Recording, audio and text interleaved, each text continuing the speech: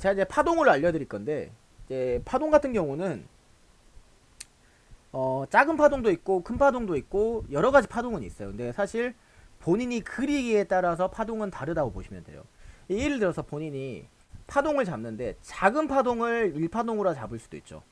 큰 파동을 1파동으로 잡을 수가 있겠죠.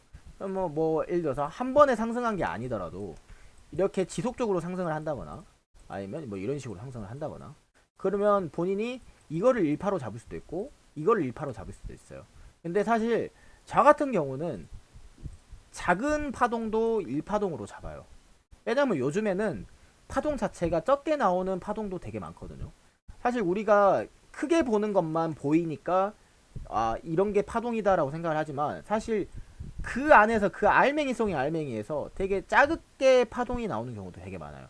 뭐 예를 들어서 내가 어떤 종목을 하나를 클릭을 했을 때 이런 거 있죠. 이런 거 보시면 사람들은 다 이게 파동인지 알아요. 이게 파동인지 알고 그 다음에 뭐 예를 들어서 여기 이제 2파 이게 1파 근데 사실 저는 그렇게 생각 안 해요. 여기서부터 끌어올렸다고 생각을 하거든요. 그럼 이게 1파예요 저한테는 12%짜리. 그리고 여기서 눌림이 나오죠. 눌림 그 다음에 2파동 눌림 3파동 눌림 5파동 마지막 끝 이런 식으로 저는 잡거든요. 실질적으로는 파동이라는 거는 본인이 그리기에 나름이에요.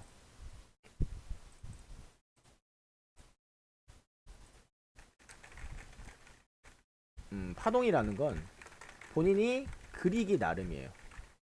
작은 파동과 큰 파동이 있다 생각을 하시면 되고 예를 들어서 파동이 나왔어요. 그리고 눌림이 뜨죠. 그 다음에 2파동이 나와요. 그 눌림이 뜨죠. 그럼 3파가 나와요. 그러면 3파가 안 나오고 이렇게 뜨는 경우가 있거든요. 그럼 이게 뭐예요? 이게 돌파 라인을 형성시키거든요. 그럼 이거는 뭐라고 하냐면 이게 이제 2파잖아요. 이게 1파고 그럼 이거는 2-1파라 그래요. 이게 무슨 말이냐면 이거는 그 2파동 안에 파동인 거예요. 예를 들어서 파동이 나왔어요. 파동이 나오고 나서 이런 식으로 박스를 만들거든요. 이 박스 안에서.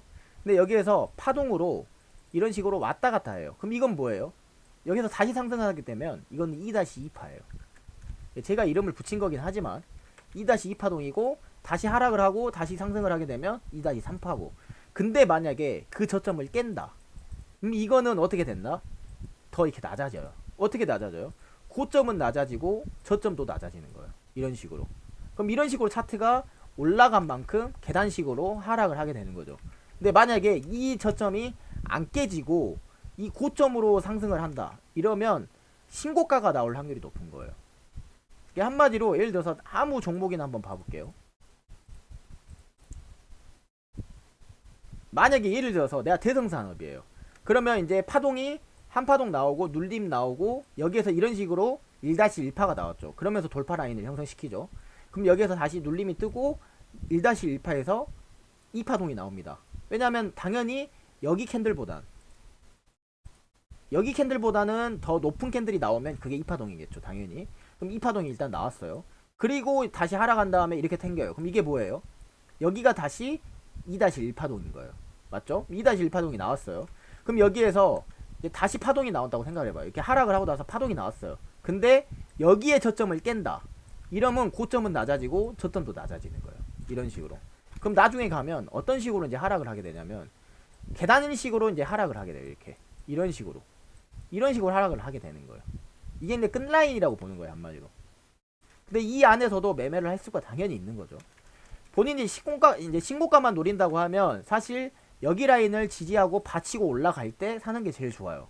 근데 그게 아니고 아 내가 어차피 이렇게 내려오는 라인도 먹을 수 있겠다 생각하면 이런 식으로 해서 그냥 편하게 드시면 돼요.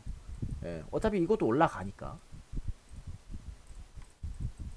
파동이라는 거는 어차피 본인이 그리기 나름이니까 항상 그 부분 생각을 하시고 요즘에는 굉장히 그림이 여러가지로 많이 나와요. 여러가지로 많이 나오고 한 그래도 경우의 수가 많지는 않아요. 해봤자 한 3개에서 5개 정도밖에 안 되거든요.